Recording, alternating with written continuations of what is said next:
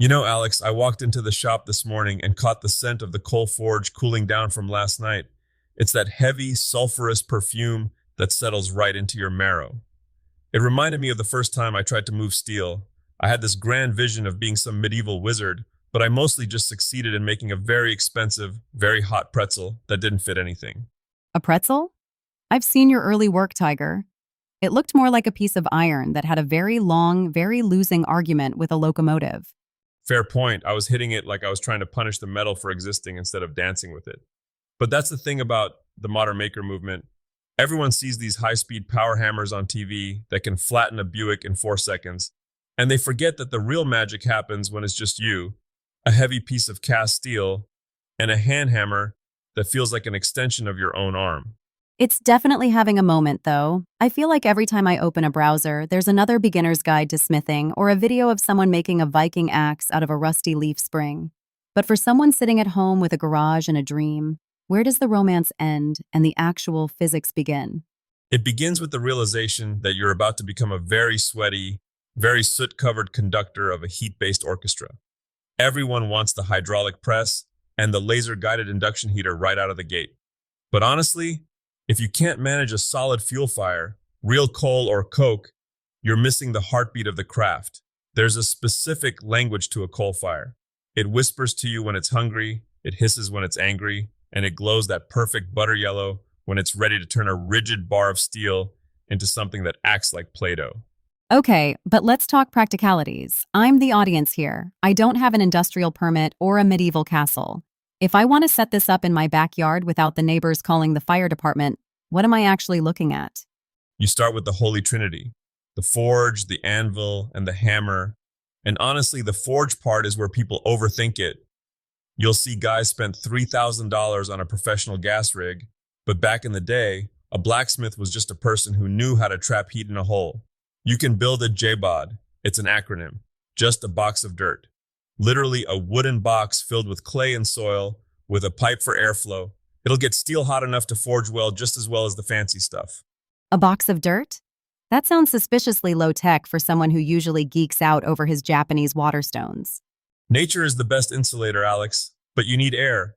A hair dryer, an old leaf blower, or if you want to be a purist, a set of hand-cranked bellows. You're just forcing oxygen into that carbon. As for the anvil, man, that's where the soul of the shop lives. Pro tip for the folks listening, do not go buy one of those cast iron ASOs, anvil-shaped objects, at the big box hardware stores. They're made of the same stuff as a frying pan. You hit them with a real hammer, and they just go thud and soak up all your energy. You want something with a face that's been hardened. I've seen the prices on vintage anvils lately. They're going for the price of a used mid-sized sedan. Is there a starving artist version that doesn't involve a second mortgage? Absolutely. Look for a hardy log. Or better yet, find a scrapyard and look for a massive chunk of forklift mast or a heavy section of railroad track. It's about mass. You want the weight of the world under your workpiece so that when you strike, the energy goes into the steel, not into the ground. I spent my first 2 years hammering on a piece of an old bridge girder I found in a creek. It wasn't pretty, and it rang like a cathedral bell, which, by the way, will make your ears bleed if you don't wear protection, but it moved the metal. Okay, so we've got our box of dirt and our bridge girder. Now the hammer. I assume I'm not using the one I use to hang picture frames in the hallway? Whatever you do, keep your carpenter's hammer in the drawer. Those have thin necks and claws that are meant for prying nails, not absorbing the shock of 1,000 blows against hot iron. They'll snap, and the head will go flying like a disgruntled projectile. You want a machinist hammer or a cross peen? Cross peen. That's the one that looks like a normal hammer on one side but has a blunt horizontal wedge on the other? Spot on, that wedge is your best friend. It's like a directional trowel. If you hit the metal with the flat face, it spreads out in all directions. But if you use that peen, it's like squeezing a tube of toothpaste. It pushes the metal lengthwise. It's how you take a squat, chunky bar and grow it into a long, elegant taper. I've seen that fire scale stuff. It looks like the metal is shedding skin. What's actually happening there? It's basically instant rust. When you heat steel that high, it reacts with the oxygen and creates this brittle crust. If you're not careful and you hammer that scale into the piece, you're essentially bruising the steel's skin. You'll end up with a finished product that looks like it has a bad case of acne. A real smith keeps a wire brush handy, and sweeps the anvil face constantly. It's like keeping your kitchen counter clean while you're rolling out dough. You mentioned forging techniques earlier. For someone who has never touched a hammer, what are the big three? The if you can do these, you're actually blacksmithing moves?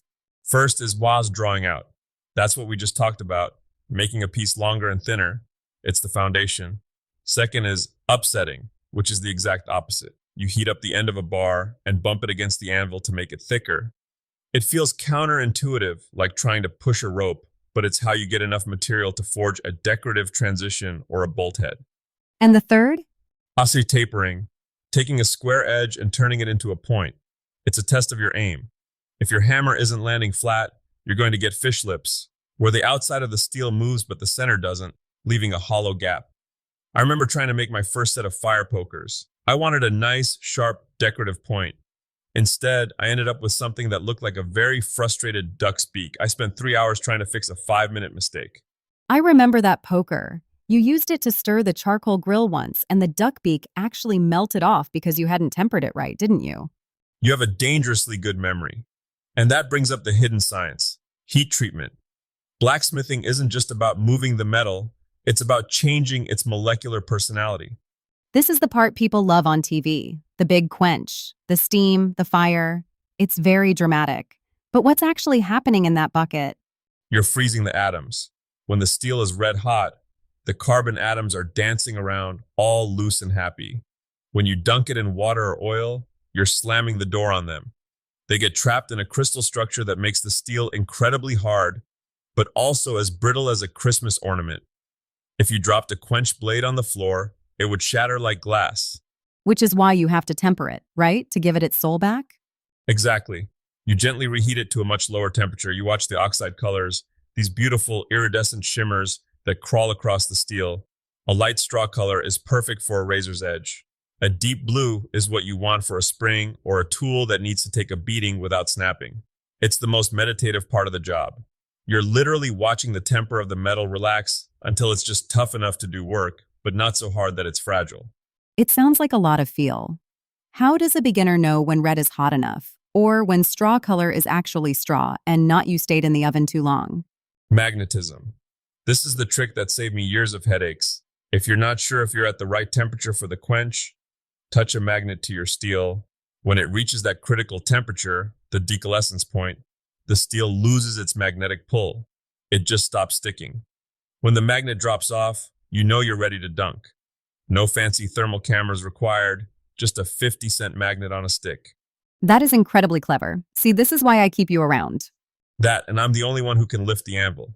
But look, Alex, the reason people are coming back to this is that it's the ultimate maker skill. If you need a specific tool, a chisel, a punch, a custom wrench, a blacksmith doesn't go to the store. They just make the tool to make the thing. It's the origin of all other crafts. It feels very empowering. To look at a pile of scrap and see a set of hinges for a barn door or a custom kitchen knife. But what's the one mistake you see every single newcomer make? The one that makes you want to reach through the screen and grab their arm?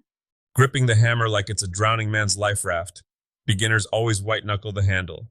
Within 20 minutes, their forearm is screaming and they get carpenter's elbow. You have to hold a blacksmithing hammer like you're holding a small bird, firm enough that it won't fly away, but gentle enough that you don't crush it. You let the weight of the hammer do the work. You're just the guide. Hold it like a bird. I like that. It's much more poetic than your usual hit it until it gives up philosophy. Well, every now and then a little poetry slips through the cracks. But truly, blacksmithing is about patience. Metal has a memory. If you hit it wrong, it'll tell you about it later in the form of a crack or a warp. You have to listen. So, for our listeners who are ready to order their first 5-pound bag of coal and find a hearty log in the woods, what's the final word? Don't wait for the perfect shop. You're never going to have the perfect anvil or the most modern forge. Start where you are. Build a box of dirt. Find a heavy piece of steel. Get something hot and hit it. You'll mess up. You'll burn your favorite shirt. Seriously, don't wear synthetic fabrics. You'll melt like a marshmallow, and you'll probably make a few pretzels that don't look like anything. But the first time you feel that steel move, the first time it yields to your will, you'll feel like you've tapped into a power that's been part of us for 3,000 years. Just make sure the power doesn't involve melting your eyebrows off, Tiger. Hey, they grow back eventually. Thanks for the deep dive, Tiger. Next time I want to talk about forge welding, because I still don't understand how two pieces of solid metal just become one.